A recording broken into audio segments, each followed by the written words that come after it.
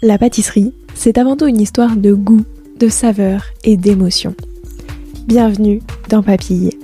Je suis Léa Reverdy, amatrice et passionnée de pâtisserie. Et depuis 2021, je me suis lancé un défi. Vous emmener avec moi à la découverte de ce qui fait vraiment un bon dessert.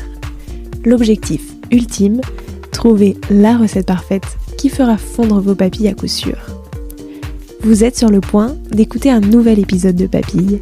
C'est le podcast qui part à la rencontre des meilleurs chefs pâtissiers et pâtissières pour comprendre l'émotion et les saveurs qui les animent au quotidien lorsqu'ils et elles créent leur dessert d'exception. Après cet épisode, à vous de laisser libre cours à votre imagination et de créer les desserts aux saveurs qui vous ressemblent tout en vous inspirant des meilleurs. Bonne écoute! Bonjour à tous et à toutes, j'espère que vous allez bien. Ce que Karl Marletti aime dans son métier, partager, transmettre et toujours faire preuve de curiosité. Et oui, pour créer autant de desserts, de la curiosité, il en faut. Une œuvre dans un musée de Bilbao, une lampe, Karl trouve l'inspiration un peu partout et la transforme en délicieux gâteaux.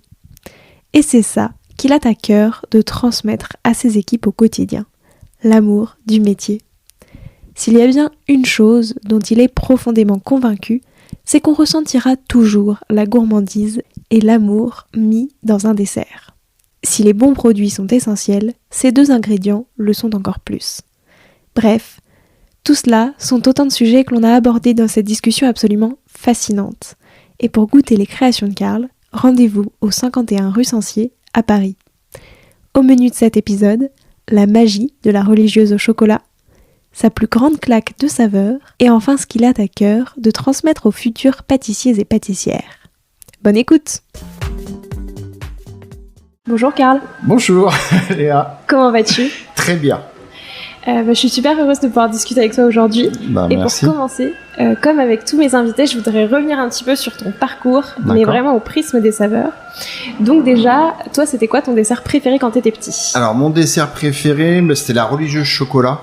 Okay. Parce que tous les dimanches, mes parents m'achetaient une religieuse chocolat. Et c'est vrai que c'est un produit que j'apprécie, qui est un peu la Madeleine de Proust. Parce que j'adore le chocolat déjà à la base. Et puis la religieuse, il y a quelque chose de vraiment de généreux, un peu charnel. Et c'est vrai que quand j'étais petit, je la dégustais vraiment à la petite cuillère. C'est complètement différent d'un éclair où c'est plus quelque chose d'instinct, enfin voilà, une pulsion. Et ouais, il y avait tout un cérémonial par rapport à la religieuse chocolat. Et du coup, même encore aujourd'hui, enfin sur la partie faire, tu préfères faire une religieuse qu'un éclair? Alors j'aime tout faire, mais c'est exactement, voilà, l'éclair et la religieuse, c'est la même composition, sauf c'est deux façons différentes de déguster. Ouais. Donc ça peut m'arriver de vouloir manger parce que j'ai envie de quelque chose tout de suite. Vraiment là, c'est la pulsion, donc là ça va être l'éclair. Et puis la religieuse, pour moi, j'ai envie de me poser, de l'accompagner d'une boisson chaude, soit un thé, un café. Et puis il y a un côté, c'est deux philosophies différentes. C'est rigolo parce qu'en plus c'est quasiment le même produit. Enfin, c'est de la pâte à choux, c'est la même chose. Voilà, c'est la forme qui change. La forme qui change, c'est vrai que la religieuse, ça a un côté un peu, il y a un peu plus de générosité. Enfin, c'est le fait de voir un chou bien rond, bien gonflé, et puis quand tu le coupes à la cuillère. T'as la crème chocolat qui apparaît. Enfin, j'adore. Mais c'est vraiment rigolo, je trouve, de voir que, en fait, sur un même produit, juste la présentation, ça va changer la manière dont on le perçoit et même au niveau de la clientèle, je m'aperçois qu'il y a des gens qui viennent acheter un éclair ou ils viennent acheter une religieuse. Et si pour X raison, il n'y a pas le parfum par rapport à la religieuse ou l'éclair, où je leur dis, par exemple, il n'y a plus d'éclair chocolat. Et je leur dis, mais prenez la religieuse chocolat. Ils disent, ah non, mais moi, je voulais un éclair. Je dis, mais c'est une pâte à choux, c'est une même crème. Oui, c'est ça, c'est la même chose. Mais voilà. Donc, je pense qu'il y a des pros religieuses, des pros, enfin, moi, j'aime les deux. Ça dépend à quel moment de la journée. Et alors, c'est quoi le dessert parfait, selon toi, pour finir un repas le dimanche midi? Ah, un dessert, ça dépend. Ça peut être, moi, en l'occurrence, j'aime bien manger un petit chantilly nougatine. Donc, je fais un chou dans l'esprit de... Toujours le chou, c'est vrai que la pâte à choux, ça a quelque chose de réconfortant. Et donc souvent ça peut arriver, voilà, je prends un chantilly nougatine avec des éclats de nougatine, avec une chantilly bien vanillée, et puis le caramel sur le dessus. Donc ou une tarte, ça dépend de la saison aussi. Tu sais, le chou, ça a quelque chose de réconfortant. Est-ce que, en plus, je sais pas, tu vois, il y a matière à créer plein de choses différentes parce qu'il y a un cadre hyper défini, entre guillemets, du chou, qui doit avoir une certaine forme, donc soit plutôt éclair, soit plutôt rond, religieuse, etc. Et du coup, est-ce que le fait d'avoir, tu vois, presque un petit récipient où après dedans tu mets ce que tu veux, ça... ouais, je trouve ça intéressant. Et puis, c'est ce côté moelleux, ce côté un peu dodu. Une chose que je fais aussi, qui m'arrive des fois en production, c'est parce que l'odeur de la pâte à choux en plus, il y a une odeur bien spécifique, enfin un peu de biscuit. Je trouve ça vraiment intéressant. Et ce que je me fais de temps en temps, c'est que je prends un chou bien chaud et je mets de la crème bien froide. Et le contraste du chou chaud et de la crème froide, c'est terrible. C'est diabolique. C'est arrivé que je mange pas des choux religieux, mais des choux plus petits quand même, où j'en ai mangé 5 d'affilée, j'avoue. Mais ouais, il y a vraiment quelque chose enfin, une bonne pâte à choux, ça reste. Ouais, c'est croustillant, c'est moelleux, ça a tout en même temps. Et puis comme je mets un croustillant sur le dessus, parce que c'est vrai que pour moi, à la base, la pâte à choux, c'est pas que ça a pas trop d'intérêt, mais moi j'aime bien les desserts un peu structurés.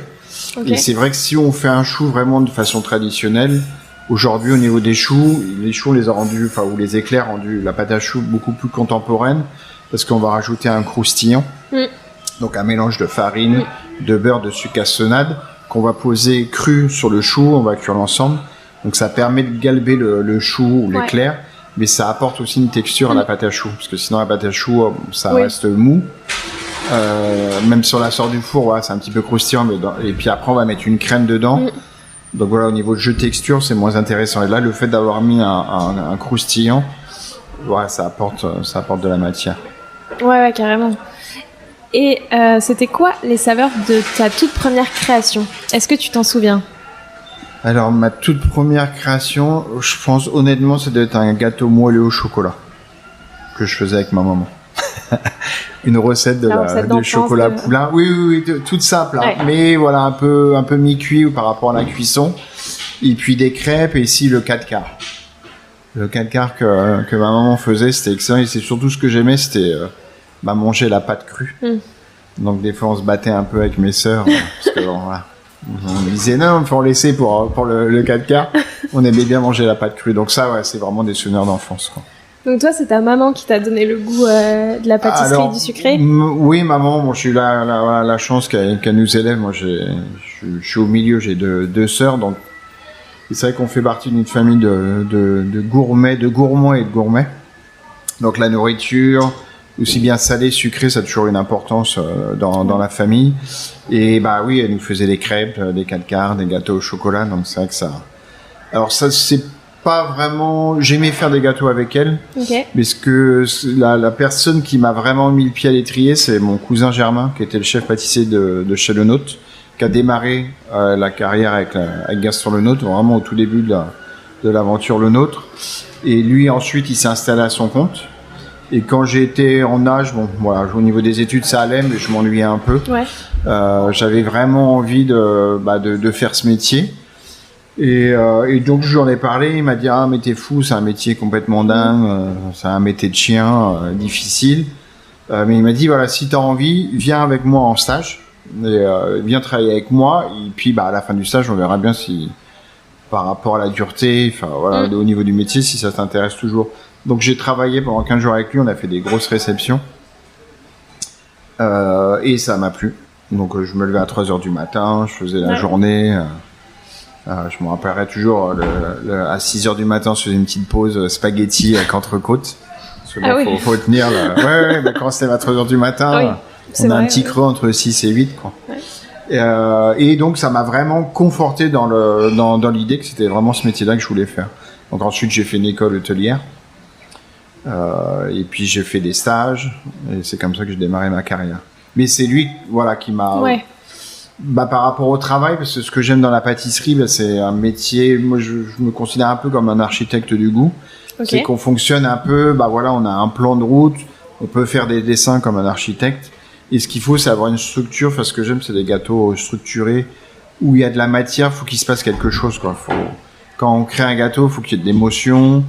Et puis, il faut qu'il se passe quelque chose d'intéressant au niveau de la dégustation, qu'on monte un peu crescendo dans la dégustation. Donc, l'avantage, c'est qu'on peut jouer avec plein de choses sur le goût, sur de la saveur, de l'acidité, de l'amertume. Enfin, c'est vraiment infini. Donc, c'est ce qui me plaît vraiment dans ce métier-là. Tu fais toujours des dessins quand tu fais un nouveau dessert ? Pas forcément. Donc, des fois, je peux dessiner, ça peut m'inspirer, mais souvent, après, c'est plus dans ma tête. Donc, j'arrive à visualiser. Par rapport à l'expérience maintenant que j'ai, ça fait quand même un petit peu de temps que je travaille. Mais par rapport à l'association de saveurs, je peux voir directement dans ma tête. Parce qu'au départ, pour le coup, tu faisais beaucoup plus de dessins, t'avais beaucoup plus l'habitude de. J'ai toujours fonctionné, pas plus. Enfin, c'est au moment où je vais réfléchir à quelque chose. Je peux faire un croquis ou je peux juste marquer les saveurs. Et puis en visualisant, en regardant ou en réfléchissant, je vais me dire telle et telle saveur ou goût, ça peut s'associer. Puis après, de toute façon, faut faire l'essai. Donc au niveau des essais, pareil, on peut faire un essai et ça match tout de suite, ou on va refaire 1 fois, 2 fois, 3 fois, juste au moment où je vais réussir à arriver à à ce que j'ai dans la tête, quoi. Donc aussi bien au niveau du goût, des textures. Et puis du produit au final, la finition, décoration. Ça part d'où souvent ? C'est quoi le point de départ d'une nouvelle création ? C'est vraiment variable. Ça peut être par rapport à un voyage, par rapport à une visite. Pour moi, tout est source d'inspiration. Donc ça peut être, tu prends dans Paris ou dans n'importe quelle ville. C'est déjà arrivé que je crée un dessert par rapport à un objet, à une lampe. Donc tout est source d'inspiration. Ce qu'il faut, c'est avoir de la curiosité. Et puis imaginez, récemment, là, je suis parti cet été à Bilbao. Et donc j'ai visité le musée Guggenheim. Ouais. Donc il y avait vraiment trois belles expos. Et il y a une expo, alors je vais retrouver le nom. Et ça m'a vraiment fasciné parce que là c'était du métal qui était exposé et donc ça me faisait penser. Ah ouais. Ouais, c'est de l'acier donc qui est rouillé mais du coup il y a une certaine patine. Et quand j'ai visité cette exposition là, je sais pas pourquoi j'avais une pulsion de travailler du chocolat. Ouais, parce qu'on dirait vraiment du chocolat. Ouais. Parce que la matière, moi ce que j'aime c'est vrai que c'est des courbes et alors je retrouve le nom. Et c'était vraiment intéressant et le fait de voir Richard Serra. Ok. Et donc il travaille le métaux. Donc là ce qui était intéressant c'était de voir aussi ses maquettes. Mais pour moi c'était vraiment une source d'inspiration. Et au moment où j'ai visité l'exposition au musée Guggenheim à Bilbao, j'avais envie de travailler le chocolat. Donc là c'était intéressant de voir la rouille. Ouais. Mais de voir la patine au niveau de l'acier, ce que ça pouvait représenter. Et il y a des parties où ça me faisait vraiment penser le côté poudré, un peu du cacao. Ah ouais. Ouais, mais je vois, c'est vrai que là sur les photos, ça fait très, on dirait, ça pourrait être en petit et être un dessert. De chocolat, qu'on peut faire, par exemple des copeaux de chocolat qu'on peut poser sur une charlotte au chocolat ou par exemple une forêt noire. Donc là, et ça m'a plu parce qu'après il y avait Yayoi qui est une styliste japonaise. Pareil au niveau des matières de ces tableaux, tout. Enfin, il y a des choses à prendre. Donc après faut créer parce que ça reste quand même la base de notre métier. C'est un métier qui est magnifique, mais c'est un métier où faut être curieux, faut être passionné. Et puis faut être créatif. Tout le monde peut pas être créatif. Il y a des gens qui vont être très très bien dans la production, mais qui n'ont pas de créativité. Mais je trouve ça dommage. Il y a tellement de choses intéressantes à faire. Et là en clair l'exposition ça m'a vraiment donné de l'inspiration. Alors je sais pas quand je le mettrai en action, mais ça reste dans un coin de ta tête. Ça reste dans un coin de ma tête. Et puis au moment où je vais faire un gâteau par rapport à une finition, je pourrais dire par rapport à l'expo que j'avais vue, les courbes étaient intéressantes. Enfin, donc tout est source d'inspiration. Et justement, c'était quoi ta dernière création? Ma dernière création, là on a fait des créations avec mon chef pâtissier, avec Clément Delaby. Là on a travaillé sur le thème de Noël au niveau des bûches. Donc là pareil, au niveau de la création, là on est parti sur une saveur, là en l'occurrence la vanille. Donc ce qui était intéressant, c'est de travailler un peu 4 types de vanille. Ouais. Donc une vanille de Madagascar, donc qui est ce qu'on appelle vanille Bourbon, qui est la vanille classique. Une vanille bleue, qui est une vanille endémique de l'île de la Réunion. Où là, l'intérêt de la vanille bleue, c'est qu'on peut exploiter aussi bien l'écorce que les graines. On va utiliser une vanille de Tahiti, donc qui est bien spécifique, une vanille très très charnue, mais aromatiquement qui est très très forte. Et puis là, on va travailler une 4e vanille, qui est une vanille qui vient du Mexique. Dans un même dessert? Non. Ah oui, ok. Chaque bûche aura sa vanille. Donc une bûche aura une vanille de Tahiti, une vanille bleue, la vanille de Madagascar, la Bourbon, la classique, et une bûche avec la vanille du Mexique. Oui, j'ai déjà dit ça, non? Oui, enfin je sais. De Madagascar, voilà, Madagascar, Mexique, Tahiti et la Réunion. Donc chacun peut choisir la bûche selon sa vanille de prédilection. Voilà, donc après on a fait l'association, avec par exemple avec cette bûche-là, on va plus associer du chocolat. Avec l'eau de vanille, on va plus associer un fruit, donc un fruit jaune, un fruit exotique, un fruit rouge. Et donc, pareil, après on fait les essais, on goûte. Et puis, ce qui est important, parce que la pâtisserie, c'est vraiment un jeu d'équilibre. Et c'est vraiment de trouver le bon équilibre au moment de la dégustation, où quand tu vas manger la bûche ou un dessert, il va se passer d'émotions, mais tu vas surtout monter crescendo au niveau de ta dégustation. Ce qu'il faut, c'est que tu ressortes, que tu sois complètement waouh. Et le goût, pour moi, c'est vraiment, vraiment important. L'esthétique est important, parce que c'est la première chose qui va te faire acheter le gâteau. Mais je serais plus indulgent d'un gâteau qui a un petit défaut et au niveau du goût est pointu.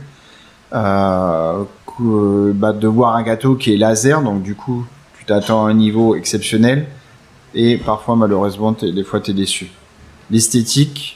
Et c'est ce que je dis aussi à mes équipes aujourd'hui. Aujourd'hui, on vit dans une société d'image. Tu vas sur les réseaux sociaux, Insta, tout ça. Comme je dis toujours, tout est beau, tout est magnifique. Ouais, des beaux paysages, des belles maisons, des nanas sympas, des mecs bien. Ouais. Et tout ça, la réalité, c'est pas ça. C'est une partie de ça, mais. Et donc voilà, rien de plus décevant que si tu vas acheter un gâteau qui est laser ou tu as fait la file d'attente, tu as attendu, tu as mis un certain prix et tu goûtes le produit et tu dis voilà, tout ça pour ça quoi. Et ça c'est pas normal. Donc voilà, la structure du gâteau, la dégustation, c'est vraiment important. Le goût est important. D'ailleurs, est-ce que sur cette sur un peu, je trouve qu'il y a vraiment une dictature de l'image de plus en plus qui passe par les réseaux sociaux. Ouais, vraiment. Et je trouve sur la pâtisserie, ça se ressent aussi vraiment. Est-ce que toi, tu as vu une évolution d'ailleurs sur les dernières années de, je sais pas, à la fois de la clientèle, de la manière dont sont présentées les choses? Est-ce qu'il y a vraiment un changement? J'ai vu l'évolution. Alors, ce qui est bien par rapport à notre métier, comme je dis toujours, quand tu travaillais pas bien à l'école, tu allais être soit pâtissier, cuisinier, plombier, électricien, faire un métier manuel. Et c'est vrai que, quand même, faut pas non plus dénigrer, et tant mieux, par rapport aux réseaux sociaux et surtout, dans un premier temps, les émissions de télé, ça a redonné des lettres de noblesse à notre métier. Donc, ça a revalorisé quand même nos métiers, de cuisinier, de pâtissier. Ce que je dis toujours quand même, c'est que si vous voyez notre métier à travers les émissions de télé et les réseaux sociaux, vous allez aller désillusion. Parce que la réalité, elle est quand même beaucoup plus... un peu moins glamour, on va dire, et surtout un peu plus dur. Mais comme tout, il faut être passionné. Dès l'instant que vous avez de la passion, et puis faut s'accrocher, parce que il y a des moments qui vont être plus durs que d'autres. Et c'est vrai qu'on est un peu dans un schéma classique. On travaille les jours fériés, on travaille les week-ends. Au niveau des heures, on fait quand même pas mal d'heures. Donc voilà, c'est quand même des métiers difficiles, mais c'est des métiers. Moi, je m'épanouis pleinement encore au jour d'aujourd'hui. Là, ça va faire 17 ans que j'ai ouvert ma boutique. Je suis heureux, quoi. J'ai commencé avec trois personnes. Aujourd'hui, j'ai une équipe suivant les périodes, entre 17 à 20 personnes. Et puis de voir mes clients s'épanouir, d'être content. Mais c'est vrai que les réseaux sociaux ont amené une clientèle. Et ça reste quand même un bon outil de communication.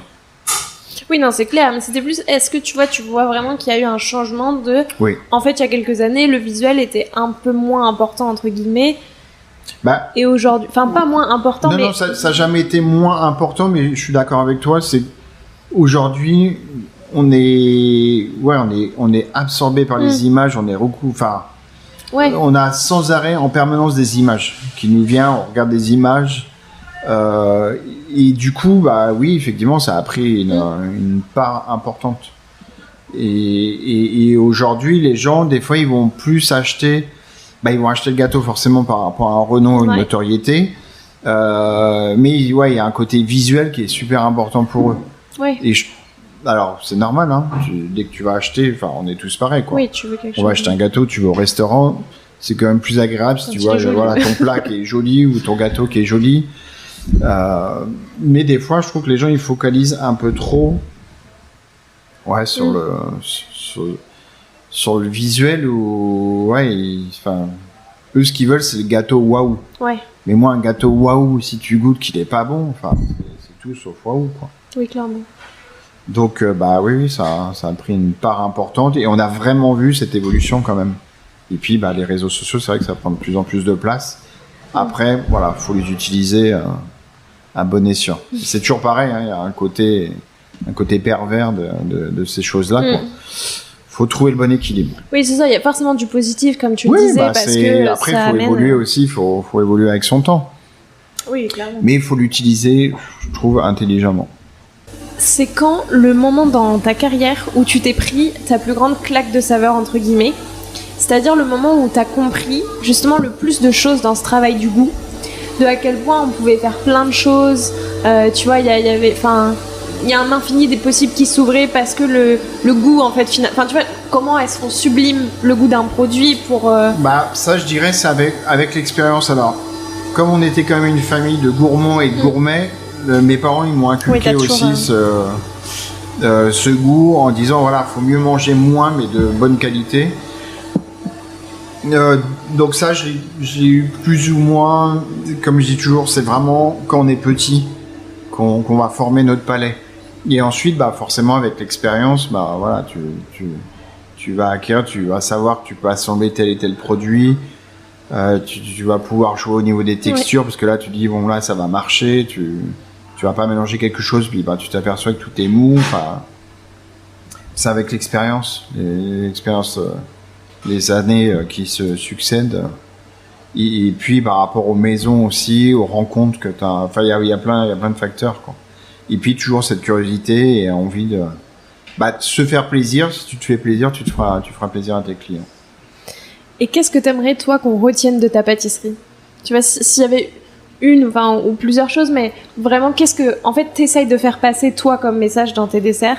Par exemple, moi, des retours que j'ai des clients, et ce qui me fait plaisir, et ça, j'en suis vraiment convaincu, mais aussi bien la cuisine que la pâtisserie, c'est la générosité.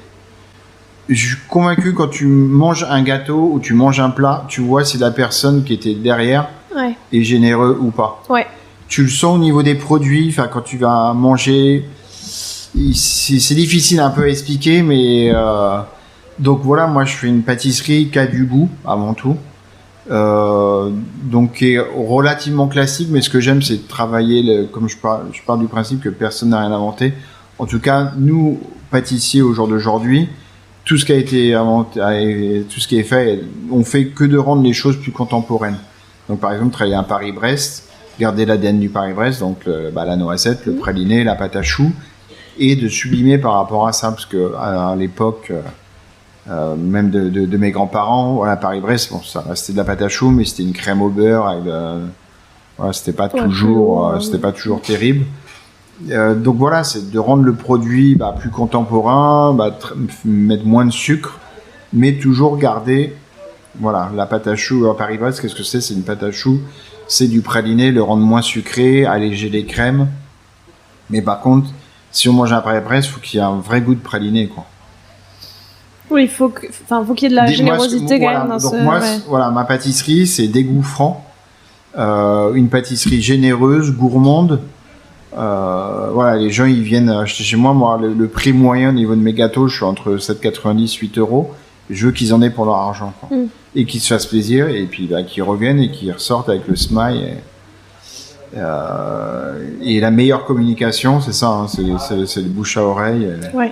Et que les clients reviennent dire ah mais c'était fantastique, j'ai fait mon anniversaire, vous avez sublimé notre soirée. Enfin voilà, c'est ça. Là.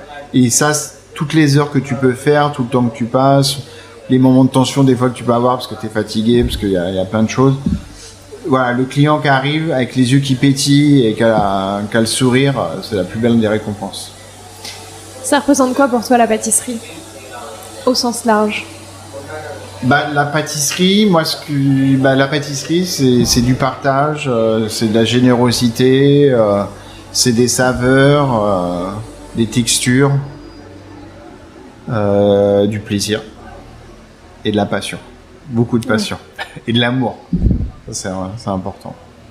Oui, et c'est vrai que si toi tu le fais de cette manière-là, ça se ressentira forcément et t'as plus de chance. Les gens, enfin moi je fais ce métier-là pour partager avec mes équipes, pour transmettre mon savoir-faire, parce que voilà, par rapport à mon parcours, j'ai quand même pas mal d'années de métier, et mon but, c'est un métier vraiment de transmission. Et c'est d'expliquer les valeurs de ce métier-là. J'ai beaucoup travaillé, j'ai eu la chance, grâce à mon métier justement, de beaucoup travailler à l'étranger, principalement au Japon. Et ce que j'aime, c'est transmettre la passion que j'ai pour ce métier. Donc en France, je fais des masterclass pour des particuliers. Et c'est pareil, c'est vraiment un moment, moi j'ai besoin d'échanger, de communiquer et de montrer pleinement pourquoi je fais ce métier-là et ce qui me plaît dans ce métier. Et donc, c'est partager mes connaissances et de passer un bon moment ensemble.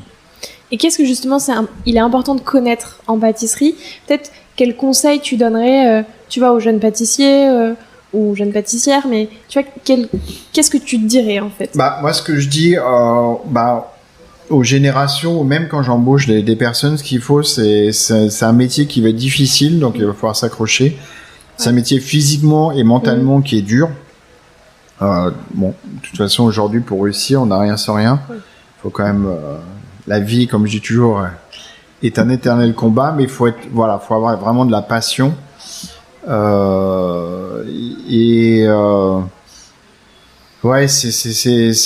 vraiment la passion et puis d'être curieux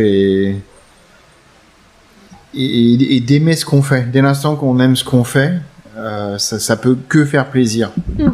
Que faire plaisir, soit des clients, soit à sa famille. Oui, puis tu auras du coup toute l'énergie pour et beaucoup d'énergie. Et voilà, et si tu as la passion, t'aimes transmettre et partager et puis avoir de la curiosité, oui, tu vas faire beaucoup d'heures dans ce métier-là, mais tout ça, ça va passer, il faut s'accrocher. C'est quoi, toi, le dessert qui t'a le plus marqué? Pas forcément un dessert que toi t'as fait, ça peut être un dessert d'un autre pâtissier, mais qui a été vraiment marquant, qui, je sais pas, alors, un dessert qui m'a marqué, c'est un ami à moi qui est Maxime Frédéric, qui travaille aujourd'hui au Cheval Blanc. C'était son dessert qu'il faisait à l'époque, on était au Georges V. J'allais manger régulièrement à l'orangerie. Et c'était sa fleur Vacherin. Elle a été citée plusieurs fois. Ouais, c'était, ça, et à chaque fois, moi, je connais bien Maxime Frédéric et c'est pareil, c'est un garçon qui est d'une générosité, qui aime transmettre, qui aime partager et qui aime le produit, parce que avant tout, c'est surtout ça. Et je lui ai toujours dit, ce dessert, il est fantastique. Parce que aussi bien au niveau des textures, des goûts, et donc j'ai eu la chance de pouvoir goûter à plusieurs versions et plusieurs parfums. Et c'est vraiment un produit exceptionnel. Donc la fleur Vacherin de Maxime Frédéric. J'ai goûté aux agrumes, j'ai goûté, je me rappelle plus, mais c'est aux agrumes, c'était quelque chose. Ouais, c'est pas la première fois qu'on m'en parle. Visiblement, il a été marquant pour plein de... Voilà, j'adore, et j'adore son travail. Bon, j'ai d'autres amis pâtissiers que j'aime le travail, mais c'est vrai que ce dessert-là est quand même exceptionnel. Et ça fait partie de mon plus beau souvenir gustatif et puis là visuel aussi, quoi. Ouais. Parce que quand l'assiette arrive, c'est un travail incroyable. Alors, on ose à peine, mais bon, à un moment donné, on craque. On met le coup de cuillère, mais bon, c'est un travail incroyable. Et c'est quoi, toi, l'ingrédient que tu adores travailler? Ton ingrédient chouchou et celui dont tu pourrais pas te passer, quoi. Moi, le chocolat. Ouais. Le chocolat, parce que dès tout petit, j'ai mangé du chocolat et j'adore le chocolat. Donc le chocolat noir, mais je peux aussi y mettre un bon chocolat au lait, mais c'est vrai que le chocolat, ouais, j'adore. C'est indispensable. On peut pas faire autrement. C'est vrai qu'en pâtisserie, c'est compliqué de s'en passer. Ouais, ça fait partie. Un gâteau au chocolat, un éclair au chocolat, un gâteau au chocolat. Ça fait partie des souvenirs de tout le monde. Je trouve ouais, souvent. Et c'est vrai que des fois, j'ai des personnes qui me disent j'aime pas le chocolat, ça m'interpelle toujours un peu. Moi aussi, parce que j'ai l'impression que personne peut pas aimer le chocolat. Tout le monde aime le chocolat, quoi. C'est unanime. Ouais. Mais ça peut avoir des saveurs assez particulières. Et j'ai eu la chance de partir avec la Valrhona, parce que je suis partenaire avec la maison Valrhona depuis toujours, et j'ai eu l'occasion de partir à Madagascar, visiter les plantations de Valrhona, les plantations Millau, à Nosy Be. Et là, ce qui était vraiment intéressant, c'est de voir les gens qui cultivent le cacao, de voir les cabosses, parce que c'est vrai que la plupart du temps, on reçoit notre chocolat qui est déjà transformé, et de goûter les fèves. Ça, c'était incroyable, c'était une expérience incroyable. Que les planteurs nous coupent, nous ouvrent en deux la cabosse, et de goûter la fève, et puis de manger la pulpe qui est tout autour de la fève de cacao. C'était fantastique, quoi. Et là, aromatiquement, au niveau des arômes, tout, il y avait des goûts incroyables, quoi. Ouais, ça doit être et ça, c'est important aussi pour moi, d'aller voir à la source, discuter avec des producteurs, avec des agriculteurs, parce que pour faire des bons produits, il faut des bonnes matières premières. Pour moi, je peux pas concevoir autrement. Donc c'est important au niveau du sourcing de travailler avec les meilleurs produits, que ça soit des produits laitiers, du chocolat, de la vanille, des fruits confits. Enfin voilà, c'est la base. Avec du mauvais, on peut pas faire du bon. Oui, non, clairement, c'est ça. Puis, est-ce que ça te discuter directement avec les producteurs, j'imagine que ça inspire aussi la manière de travailler le produit certaines fois. On comprend vraiment comment, parce que c'est pareil, c'est des métiers durs, et moi, ce que je dis toujours, il faut défendre notre agriculture. Donc là, je vais faire un peu le côté franco. Je défends. Non, mais il faut parce que les agriculteurs, c'est eux qui nourrissent la planète, quoi. Vraiment. Donc s'ils sont pas là, on n'existe pas. Et donc ils font un travail considérable, et c'est important de les mettre en valeur de tout ce travail, parce que c'est aussi un travail de recherche, d'analyse, comme je dis toujours. Mais bon, ça c'est la vie, quoi. Voilà, on va planter quelque chose, ça va pas sortir du jour au lendemain, quoi. Donc c'est un peu comme une création de gâteau. Des fois, ça peut marcher tout de suite, et puis des fois, il va falloir faire des greffes. Enfin, il y a un travail mais titanesque qui est fait. Et donc nous, en tant que professionnels, artisans, que ce soit en pâtisserie ou en cuisine, c'est de mettre en valeur ce travail de l'agriculture, et de sublimer. Donc bien entendu, nous on va mélanger, mais il y a des produits, on n'a pas besoin de mélanger, quoi. Ils se suffisent à eux-mêmes, quoi. Et donc c'est de mettre en valeur.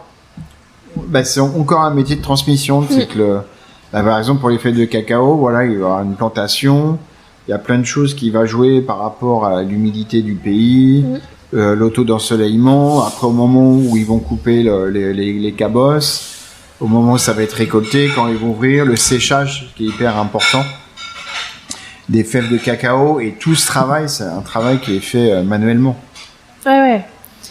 Et donc de discuter avec eux, ça peut que donner envie encore de sublimer la fève de cacao, et puis de travailler le chocolat différemment, parce que du coup on se rappellera du voyage qu'on a fait, d'avoir discuté avec les planteurs, et d'être encore plus fier de travailler la matière. Oui, puis c'est vrai, je trouve que c'est encore plus vrai. C'est vrai pour tous les produits, mais tu vois, c'est vrai que des produits comme le chocolat, enfin le cacao qui pousse pas en France, du coup qu'on connaît pas, enfin on n'a pas trop d'idées non plus, tu vois, de la manière dont ça pousse, tout le processus de transformation. C'est vrai que c'est encore plus vrai pour ça. Et ça, en tant qu'artisan, c'est aussi important, et ça, moi, je communique beaucoup avec ma clientèle, de leur expliquer, c'est pas seulement, voilà, je vous ai fait un gâteau au chocolat. Ce qui est important, et c'est vrai que, alors mais ça, c'est aussi les réseaux sociaux. Aujourd'hui, c'est vrai qu'on est un peu inondé d'informations, mais les gens se renseignent de plus en plus. Et les gens sont quand même de plus en plus épicuriens. Donc ça, c'est le côté positif, je trouve, des réseaux sociaux. Et puis, voilà, on a eu cette période de Covid où les gens ont beaucoup cuisiné et pâtissé à la maison. Donc, les gens commencent à être quand même bien calés. Mais de leur expliquer, voilà, les origines, quoi, d'où vient et pourquoi j'ai utilisé cette fève qui vient de Madagascar, la caractéristique de ce chocolat. De parler des pourcentages, mais bon, pourcentage pour moi ça veut tout dire et rien dire. Ouais. Parce qu'il y a eu cette mode où on disait mais il faut que le chocolat il soit à 85%, 90%, du 100%. Bon, je trouve que c'est un peu. Ce qui est important, c'est de connaître l'origine, pourquoi il a été travaillé de telle façon. Et puis voir s'il y a une longueur en bouche. Enfin, il y a plein de choses. C'est pas parce que le chocolat est à 85% qu'il est exceptionnel. Ça change tout, oui, non, clairement. Ça, c'est un côté un peu marketing. Oui, clairement, ça, je trouve c'est un peu le marketing des industries. Alors, des industriels, je pourrais pas, on va pas accuser les industriels. Mais c'est vrai que ça a joué sur si c'est plus fort, ça sera meilleur pour la santé, etc. Au-delà de ça, alors que c'est pas forcément. Et puis après, ça dépend des goûts de chacun. Hein. Oui, donc, en plus. Et alors, quel est le produit qui te donne plus de fil à retordre ? C'est-à-dire, t'as mis du temps avant, ou t'as toujours pas trouvé la bonne manière de bien le travailler pour vraiment lui rendre hommage. Au niveau du produit. Ouais, un produit. Il y a des produits que je travaille pas trop, comme le coin. Ouais, c'est plus qui est un produit qui est un super produit, hein, c'est super bon du coin. Mais c'est vrai qu'au niveau épluchage, tout, c'est un fruit qui est. c'est super fruit, dur. Qui est rustre, hein, qui est vraiment. C'est un peu un combat corps à corps, quoi. Ouais. Franchement, au niveau des produits où il y a rien qui me, mais c'est vrai qu'il y a des fois je vais pas penser. Par exemple, là, en ce moment j'ai une grosse vague kumquat et grenade. Alors grenade, ça m'intéressait parce que je trouve qu'on trouve pas souvent de dessert à base de grenade. Non. Ou soit la grenade on va la trouver plus sous forme de jus. Ouais. Et là j'ai créé une tarte avec Clément, mon chef pâtissier, où on a travaillé la grenade. Je lui ai dit tiens Clément, j'aimerais bien travailler la grenade parce que je trouve ça intéressant. Et c'est vrai que la grenade, moi je l'aime bien dans des salades ou accompagné sur un poisson, mais de le travailler dans un dessert, je trouvais ça intéressant. Donc j'ai travaillé avec de l'agrumes, avec de la vanille, et on l'a fait sous forme de tarte. Ok. Mais c'est vrai qu'on voit pas ça. Et le kumquat, j'ai une révélation parce que régulièrement je vais noter sous forme un peu d'examen à l'école Ferrandi, des élèves qui font une formation, et ensuite Ferrandi nous appelle pour qu'on vienne noter un peu leur travail. Ok. Et là c'était sur le thème des citrus, donc toutes les variétés d'agrumes, et du coup je connaissais le kumquat, mais voilà, le fait de leur goûter, ça m'a fait tilt dans ma tête. Ouais, du coup t'as envie de leur travailler. Et du coup voilà, et c'est pareil là pour la période des galettes. On fait la galette traditionnelle, moi je la fais à base de crème d'amande. Pas de frangipane, parce que c'est pareil, je préfère avoir vraiment un bon goût d'amande, parce que la frangipane c'est une base de crème d'amande avec une crème pâtissière. Et là on en sort une avec du kumquat. Ok. Donc il va être très fruité, et qui a une petite note d'amertume, mais tout en équilibre. Très intéressant. Écoute, merci beaucoup. Maintenant, je te propose de te prêter au jeu du questionnaire de Proust des saveurs. Déjà, si toi, t'étais une saveur, tu serais laquelle ? Chocolat. Sans hésiter. De quelle pâtisserie est-ce que quand tu l'as vue, tu t'es dit « Waouh, j'aurais bien aimé avoir cette idée » ? La fleur. La fleur vacherin de Maxime Frédéric. C'est quoi ton péché mignon ? Je sais pas, la gourmandise. Je sais pas, je suis quelqu'un de gourmand, quoi. Donc, mais après, un produit spécifique, ça va dépendre des périodes, de l'envie du moment. Mais non, j'aime autant le salé sucré, donc Allez, péché mignon. Bah, en salé, je dirais une bouchée à la reine. Ok. J'adore.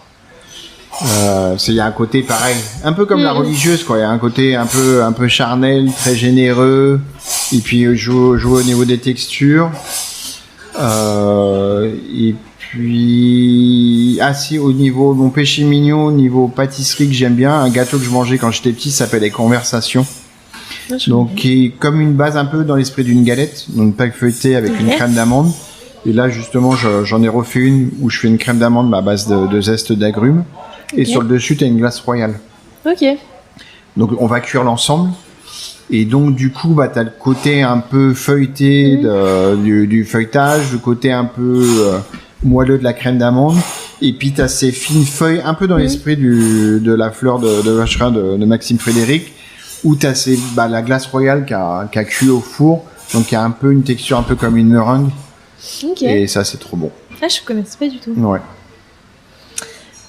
C'est quoi la dernière saveur que tu as découverte et aimée? Découverte ou redécouverte, tu vois? Une glace cet été. Une glace à base de dattes. Ok. Dattes fleur d'oranger. Est-ce que c'est celle de la Fabrique Givrée? Oui. Mais qui n'était pas vendue à la Fabrique Givrée. Mais après, je vais mener mon enquête. Et cette saveur était vraiment... bon. J'adore la fleur d'oranger. Pareil, c'était quelque chose que je travaillais pas. Et là, j'ai trouvé vraiment une excellente fleur d'oranger. Je fais un peu de pub, mais je suis pas payé pour, hein, mais chez l'agrumiste. Ok. Je lui achète sa fleur d'oranger qui est vraiment exceptionnelle. Et voilà, cette saveur de glace était vraiment intéressante, quoi. Date fleur d'oranger. C'est vrai que je trouve que ça change de ce qu'on a l'habitude de manger, une glace à la date. La date, alors c'est vrai que ça peut paraître très sucré, mais là, en glace, je trouve que c'est vraiment intéressant. Et puis voilà, cette petite fleur d'oranger là qui twist, là, c'est vraiment... Ouais, je suis d'accord, cette glace est très bonne. On a les mêmes adresses. Et est-ce qu'il y a un pâtissier ou une pâtissière avec qui tu aimerais bien faire une création à quatre mains qui aurait des saveurs un peu inattendues? Moi, j'ai un pâtissier pour qui j'ai énormément de respect et je trouve son travail incroyable et qui a énormément apporté à notre métier quand même, qui est on va dire le pape de la pâtisserie, c'est Pierre Hermé. Donc Pierre Hermé, pour moi, ça reste le top du top par rapport à sa créativité, par rapport à tout son parcours. Enfin, j'ai vraiment une grande admiration pour lui, quoi.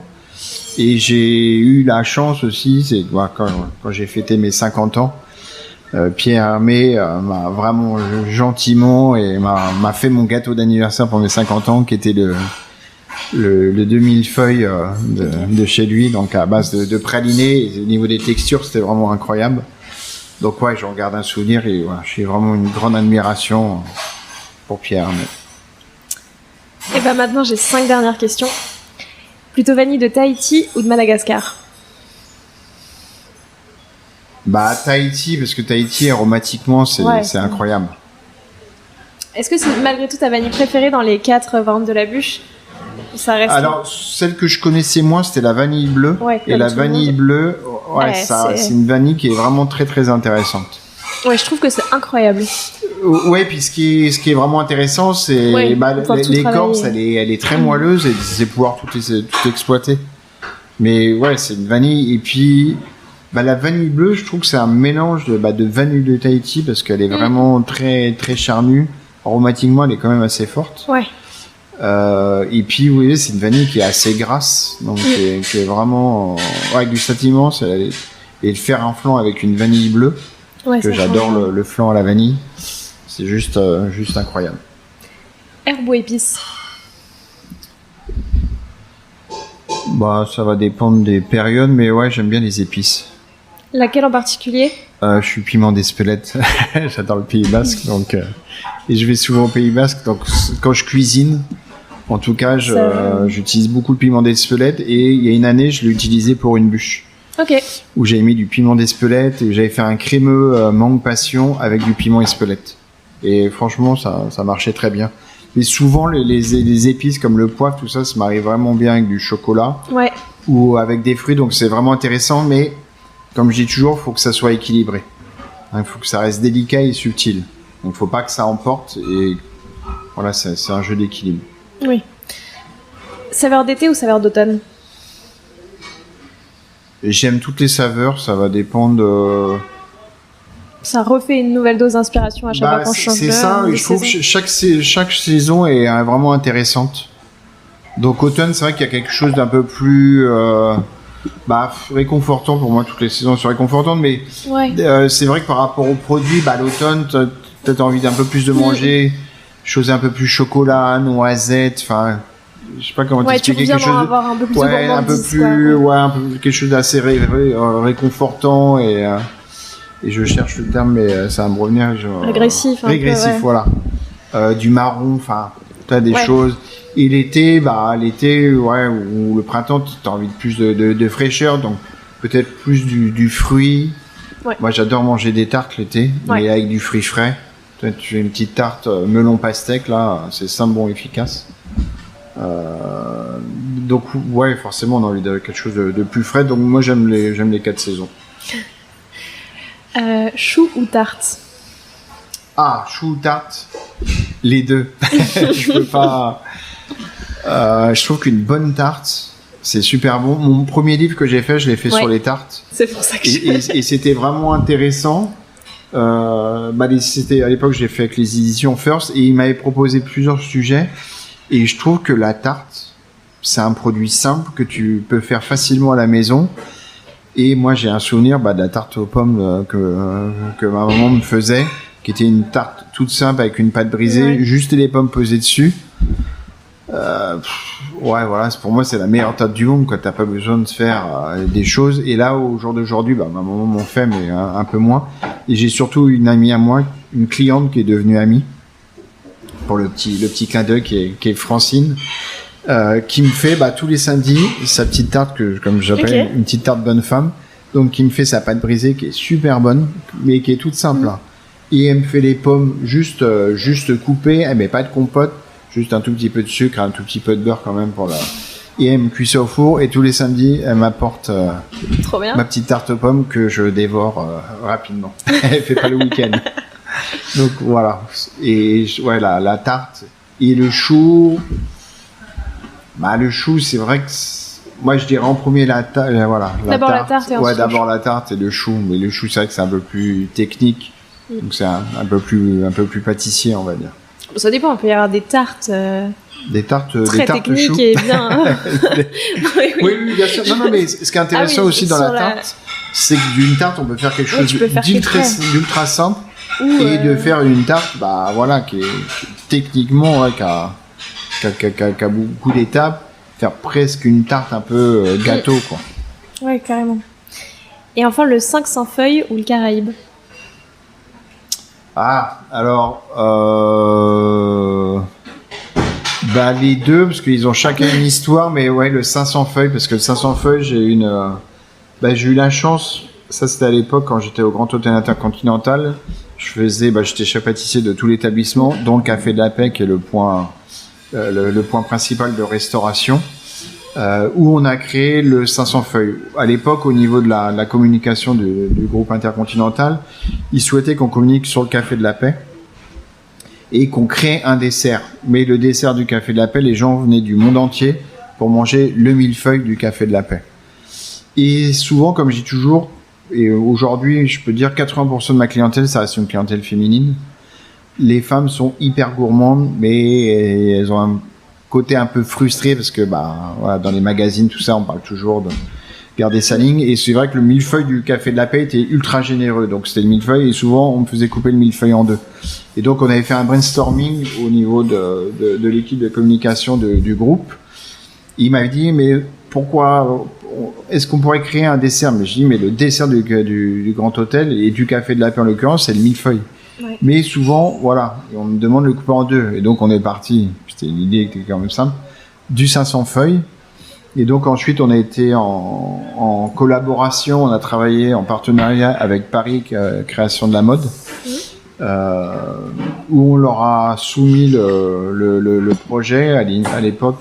Malheureusement, il n'est plus là à ce jour. C'est un ami à moi qui s'appelait Frédéric Pellerin, qui gérait tout ce qui était la Fashion Week, tous les événements autour de la mode.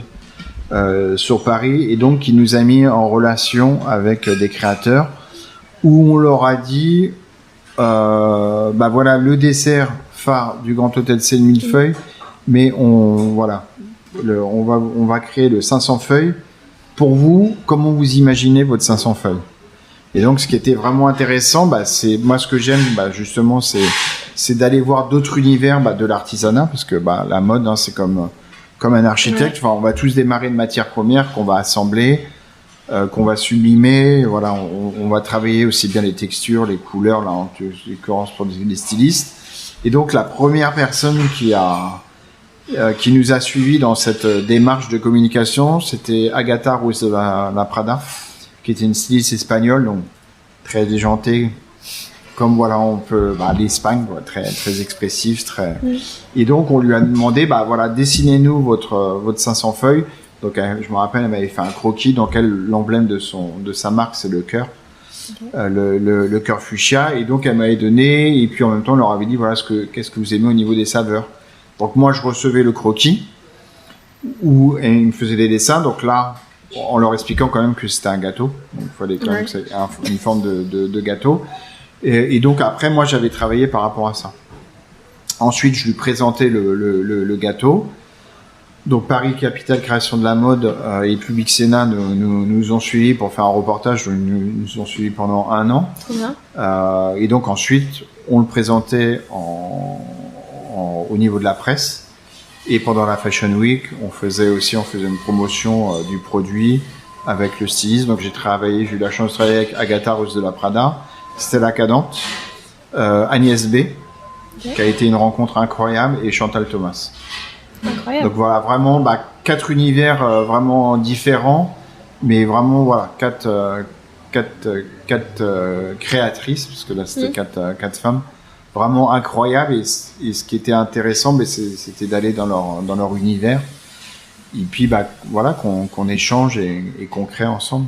C'est trop chouette comme ça a été comme vraiment projet. Une superbe expérience, et du coup c'est vrai que voilà, on a fait vraiment des belles opérations de communication.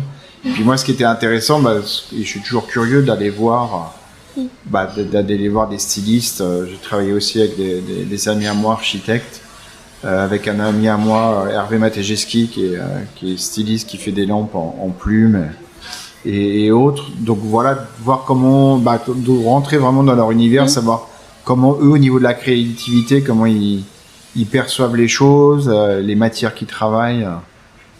C'est trop bien. Donc c'est vraiment intéressant. Et c'est vrai que moi j'aime tout ce qui est le milieu aussi de la joaillerie, de la mode, du design, parce que on travaille des matières différentes. Nous on travaille de l'alimentaire, mais eux ils vont travailler des tissus, ils vont travailler une peinture, ils vont travailler une matière, du métal, du bronze.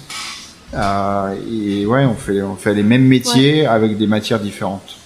Ah, c'est vrai. Des matières premières différentes. Écoute, merci beaucoup, c'était passionnant comme discussion. C'était vraiment un plaisir d'échanger ensemble. Je demande à tous mes invités un petit défi pâtissier à me lancer et à lancer à tous les auditeurs et auditrices qui voudraient le refaire. Donc soit une recette à tester, un ingrédient à goûter, enfin ce que tu veux. Quel défi est-ce que tu peux nous lancer ? C'est par exemple travailler le kumquat, parce que c'est pas c'est pas un fruit facile. Alors souvent on va le trouver sous forme confit. Ouais. Mais c'est vraiment intéressant parce que c'est un fruit où il y a de l'acidité, il y a pas mal d'amertume qui peut être un peu âpre. Donc travailler le kumquat. Super. Donc sous forme de tarte, sous forme de crème. Parfait. Voilà. Et qui est-ce que tu voudrais soit le prochain à passer derrière ce micro, le prochain ou la prochaine d'ailleurs ? Maxime Frédéric, par exemple. Si j'y arrive. Voilà, on peut échanger. Merci beaucoup. Et puis je te laisse le mot de la fin. Qu'est-ce que tu voudrais dire pour clore cet épisode ? Eh la vie est belle, faites-vous plaisir. Et manger des desserts. Et manger des desserts, oui. Enfin voilà, faites-vous plaisir et partagez.